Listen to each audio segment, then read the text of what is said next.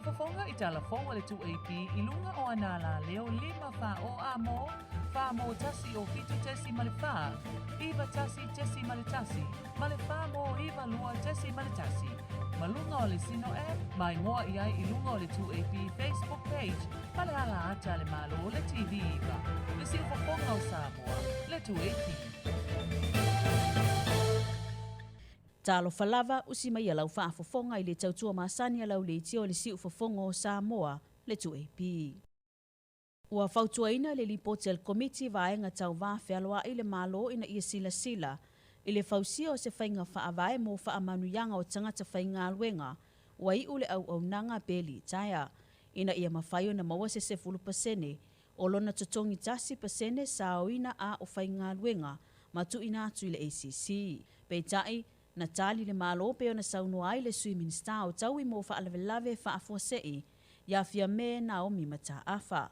O Mataafa ioi au tu al whaala potopotonga o loo iaile le tu la fono tau I mo whaalawelave whaafuasei a feiva se lau valuiva ma ona tu la fono tue teu. Ma e moni ele o iei se vaenga o lea tu la fono e mawaini whaamanuyanga tangata sa whainga luenga ualitaia ona o loo iaile isi tu tino le malo o loo ngafa ma lea whaamanuyanga. Peitai o le atu ina atu le whautuanga I le ofisa le loia sile le malo, mo le iloilonga o se teu ngō le tūla fono, tau I mō whaalwelawe whaafuasei. E tanga iai e whaamatu atu se pasene mo I lātou wali taia e pei ona whautuaina. O le whaala potopotonga le nupi wha o loo mawai lea whaamanuyanga I le taiminei, mō tangata whainga luenga, o loo totongi a lātou sauwhanga, e maua se vai ngā tupe pe ao oina li taia. E silia malelua se fulu le a whai o I tu a inga o la pisiunga, wa mai a whaanu mera e sa ili tonu po a nisi o vaenga e ta tau ona whai ai. Ta ua e ali I mua se toa apo, suisi ni o le vaenga o ta la fua e alimta ngā luenga o le se o manga mapuna o a wha ale natura. O lo o wha wau ili taiminei talanuanga ale lalolangi, ili whai o ni whea ngainga e taon fio fia I la pisiunga, wa whaeloa fo I le tau mawhai e tu I titia, le toe whaafou o unga ua umona whaao ngā, mo le toe whaao ngā ina. Ina ia whaai titia lo nā awhianga I lunga o le lau ele, ai whaapea fo I le ngā tai whale, ma o le popolenga.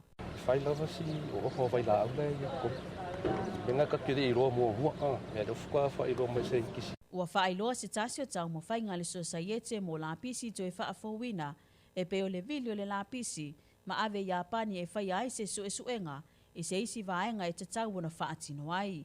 O le isi tau mawhainga o loo tanga I aile mta ngā luenga, po ani si atina e mawhai ona toe whausia mai I la pisi la fua iunga. Ta ua eli I mua o le whaafitau li numeratasi I Samoa I la pisi iunga, ona o le tele o whanguvai e whao ngai whaalawelawe, ma o le tūlanga lea e ese mai ai Samoa, ma isi atunu te tele o le lalolangi. O le whaingoaina o olonga osi ma mea tōtino tau le atamai e whaangaina ai le tātou ngangana, o le autu leo le tāpenanga a le mtanga luenga o pisinisi a la manuia maleipa, e tāpenai se ofisa autu mo fe whaatawa inga Samoa, e pe ona sauno I ai le sui minista o pisinisi a la manuia maleipa, ia toe sulusulu Cedric Schuster. O le nei ofisa o le afsuasoani malosi I pisinisi maoti, I le ngau sia ina o tūlanga whaamaonia o ingoa, ma whailonga o whaatawa inga I lunga o loanga osi ma le marketina I atunu I whafu.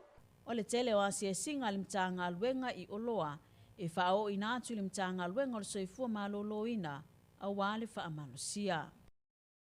Ua fisosoani le malo e ala I le toi tatala o whai ngā malanga mai whafo, ua mafuaia na toi fo I le tūlanga masani, le pisinisi whale tali malo a whaasavalu Dave Itapatapa o. Lei ai le sa le lima nga maka ma ku so le ya da wa mo ma ngai kanga pe le mesa e ko ko sanga le ji wa ta pena le faltal malo I le tali nga malo I le tausanga fo wa fono ta o malo I le tau pulenga e ye ni se vaenga sa tele lo na mana o mie fa aleleia e pe o le awala ya nga ia tuaita avale I lunga o le maunga le vaenga tonu o lo ia I le faltali malo ma silia malelua sfulwa fel seleni alana pisinisi na aluai le whaaleleia I le vaenga tono lo iai au wala lau papa.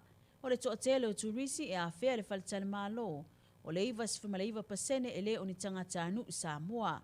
Ai o le se fulu pasene o tangata Samoa e malanga mai fafo. O talafona mo le amatanga o ngā luenga o le nei aso, mai lau le tia o le si ufufongo Samoa le 2AP. Whaafafonga i talafonga le 2AP i lunga o anala leo 5 wha o amo, wha mo tasi o fitu tesi male wha, iwa tasi tesi male tasi, male wha mo iwa lua tesi male tasi. Malunga o le sino mai ngoa i ai i lunga o le 2AP Facebook page, male ala ata le malo le TV iwa. Le si ufafonga o Samoa, le 2AP.